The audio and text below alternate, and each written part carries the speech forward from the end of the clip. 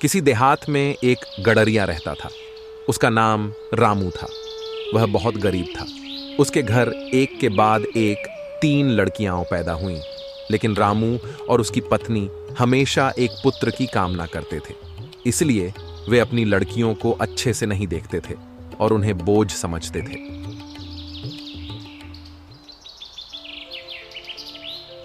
घर में थोड़ा आटा और घी है, हलवा खाने का मन कर रहा है। क्यों ना आज हलवा बना लें? हाँ, मेरा भी मन कर रहा है, पर लड़कियों की वजह से कुछ खाने को नहीं मिल पाता। मैं कल इन लड़कियों को जंगल छोड़ आऊंगा बेर खिलाने के बहाने। फिर कल से खूब खाएंगे हम दोनों लोग अकेले।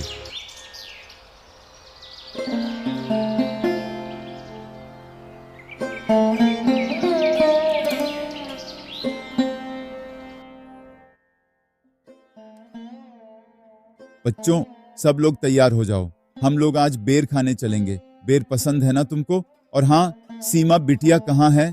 उसको भी बोल दो तैयार होने के लिए। हाँ बाबूजी, हमें बहुत पसंद है। सीमा को सबसे ज्यादा पसंद है। छोटी, देखना आज बगीचे में कितना मजा आएगा। जा जल्दी से तैयार हो जा और सीमा को भी कह दे जाकर।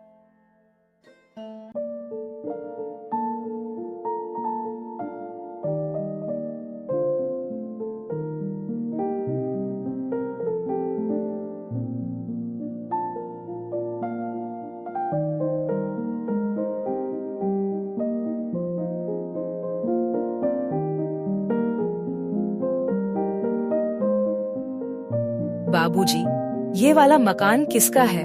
सीमा जल्दी जल्दी चल, तू बहुत धीरे चल रही है। आज शाम तक लौटना भी तो है। राधे श्याम काका का है मकान। और हाँ, तू बातें कम कर और पैर जल्दी जल्दी चलाओ। बाबूजी, अभी और कितना चलना पड़ेगा? बस छोटी, थोड़ी देर और चलना पड़ेगा। सब्र कर, फिर बेर खाना छक कर। लो, हम लोग आ गए बगीचे में। देखो बच्चों, खूब खाओ बेर। अब कोई रोक नहीं सकता। सारा दिन हम लोग यहीं रुकेंगे, शाम को चलना है। छोटी, सीमा और रीमा, तुम तीनों लोग एक साथ रहना। मैं तुम लोगों को उस गुफा के बगल में मिलूंगा। मैं अब जा रहा हूँ आराम करने। बाबूजी, आप हमारी चिंता बिल्कुल भी मत करिएगा। हम लोग सारा दिन यहाँ खूब खेलेंगे और खाएंगे, पर आप कहीं मत जाइएगा वहां से, क्योंकि हमें घर का रास्ता नहीं पता है। छोटी, सीमा, चल अब खेलेंगे। ये अभी तक आए क्यों नहीं है? सुबह से दोपहर हो गई है, पता नहीं कहाँ रह गए। हलवा भी न जाने कब का बनकर तैयार हो गया था। चलो बाहर देखते हैं।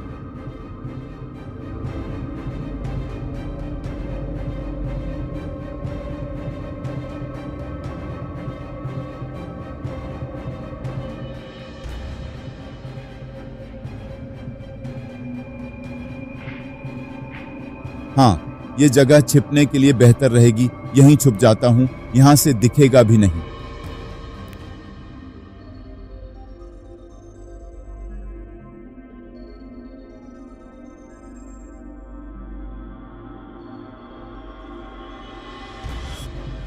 वैसे बच्चे अब दिख नहीं रहे हैं।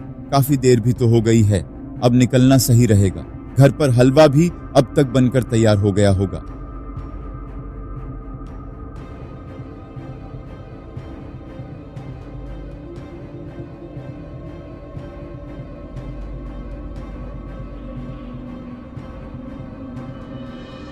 अरे भाई, तुम यहाँ बाहर क्या कर रही हो? हलवा बनाया है या नहीं अभी तक? बच्चे अब कभी नहीं आएंगे। लड़कियों की वजह से बहुत परेशानी थी और आगे भी झेलनी पड़ती परेशानी। ये बहुत सही हुआ। मैं बाहर आपका इंतजार कर रही थी। मैंने सोचा इतना वक्त क्यों लग रहा है। सुबह गए और अब तो दोपहर भी जाने वाली है। क्या अब सारी बातें बाहर ही कर लोगी कि अंदर भी चलोगी? मेरे पेट में चूहे कूद रहे हैं।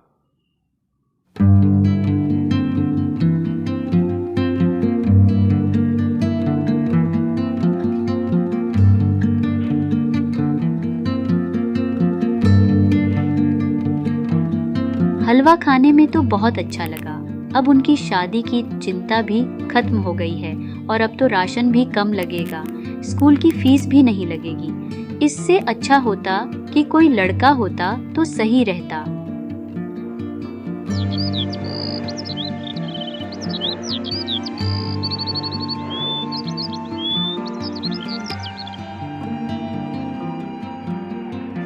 इसी तरह से कई दिन और कई साल निकल गए। ना जाने कैसे कैसे सपने आजकल आ रहे हैं। न सही से सो पा रहा हूँ, न सही से खा पा रहा हूँ। मुझे मेरी बेटियों की याद आ रही है सुनीता, मैं क्या करूं? सुनीता, मुझे ऐसा क्यों लग रहा है जैसे हम लोगों ने अपने बच्चों को मार डाला हो। मुझे घबराहट सी होती है आजकल। मुझे क्या करना चाहिए?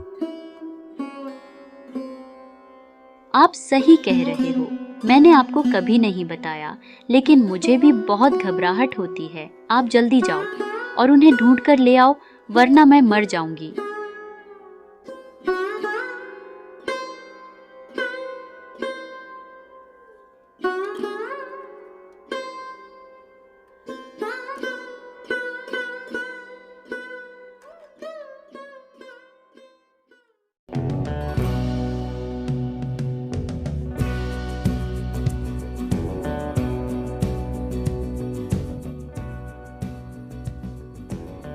अरे ये क्या, ये तो हमारे पिताजी हैं।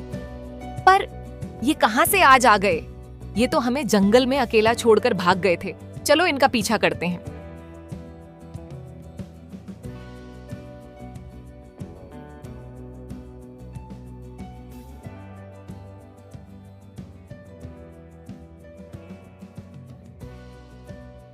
अंकल जी, बुरा ना मानो तो एक बात पूछूं, आप इतना परेशान क्यों हैं? बैठा, मैं एक छोटे से गांव से आया हूँ। कई साल पहले मेरी 3 बेटियां जंगल में खो गई थीं। तब से मैं उन्हें ढूंढ रहा हूँ और ढूंढते ढूंढते शहर आ पहुंचा। कई दिन हो गए ढूंढते ढूंढते, पर उनका कोई पता नहीं चला है।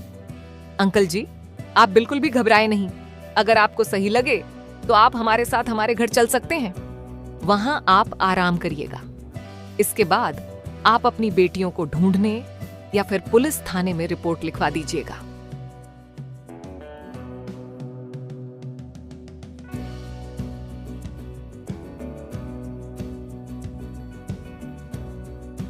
अंकल जी, आप यहाँ पर आराम कीजिए, मैं अंदर से आती हूँ कुछ देर में। और हाँ, अभी आपके लिए खाना पीना भी आ जाएगा, उसे खा लीजिएगा आराम से।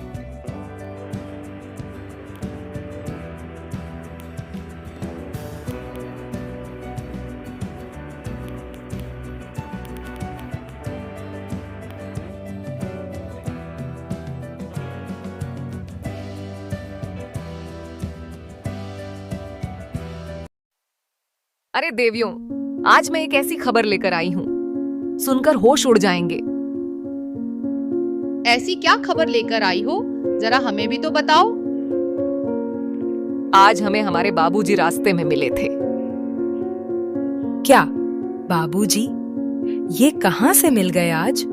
और कहाँ हैं अभी वो?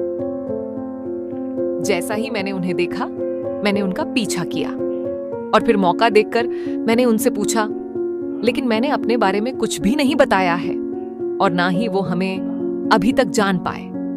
उन्होंने हमसे बताया कि मैं अपनी बेटियों को ढूंढने के लिए निकला हूं घर से। कई दिन हो गए घर से निकले। मैंने सोचा कि कई दिन से भूखे भी होंगे, घर ले आती हूं और खाना पीना खिलाकर आराम से फिर बात करती हूं। अरे, तो क्या हम उन्हें खाना पीना खिलाएंगे? वो हमें अकेला छोड़कर जंगल से भाग गए थे। हम लोगों को कई साल तक भरपेट खाना भी नहीं नसीब हुआ।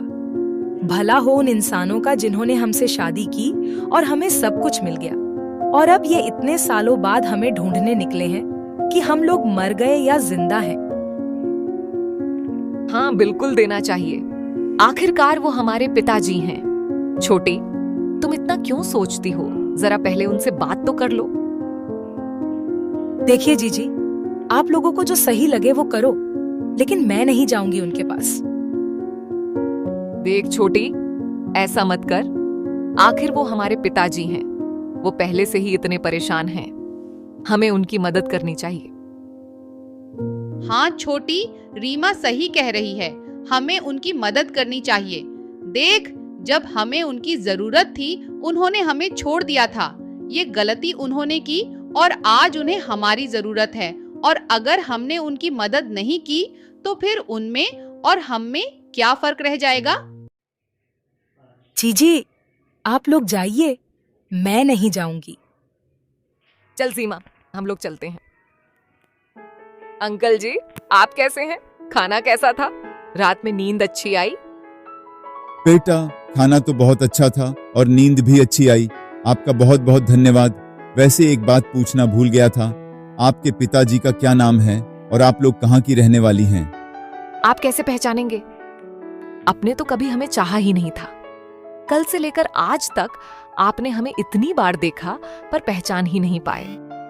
खैर कोई बात नहीं है, मैं ही बता देती हूँ। मैं आपकी बेटी रीमा, और ये सीमा है, छोटी अंदर है। वो तो आपसे मिलना भी नहीं चाहती। आपने हमें जंगल में मरने के लिए छोड़ दिया था। अब क्यों आए हो यहाँ पर हमें ढूंढने? अब कहां से जाग उठी ममता आपके अंदर?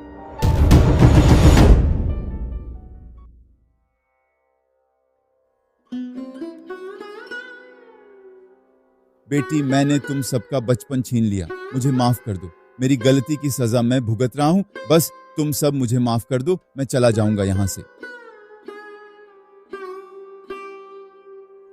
बाबूजी, हमने आपको माफ कर दिया है। हमें अब किसी बात का कोई दुख नहीं है। हमारी किस्मत में ये सब सुख लिखा था, इसीलिए आपने हम सबको जंगल में मुझे छोड़ दिया था। बस बाबूजी, एक बात पूछनी थी कि वो हलवा अभी तक रखा है या फिर खत्म हो गया है? गडरिया यह सुनकर स्तब्ध रह गया। उसकी आंखों से आंसू बहने लगे। बेटियों ने अपने पिता को माफ कर दिया, लेकिन गडरिया खुद को माफ नहीं कर पाया। वह बोला, तुम्हारे भाग्य ने तुम्हें यहां तक पहुंचा दिया, लेकिन मैं कैसे खुद को माफ करूं? मैंने तुम्हें जंगल में छोड़ दिया था सिर्फ हलवा खाने के लिए। मैं एक अच्छा पिता नहीं बन सका। बेटियों ने अपने पिता को बहुत समझाया, लेकिन गडरिये के दिल में गहरा पछतावा बना रहा। वह अपनी गलती का बोझ जीवन भर अपने दिल में लिए जीता रहा और खुद को कभी माफ नहीं कर पाया। इस प्रकार गडरिया अपनी बेटियों को पाकर खुश तो हुआ, लेकिन अपनी गलती की ग्लानि ने उसे कभी चैन से जीने नहीं दिया।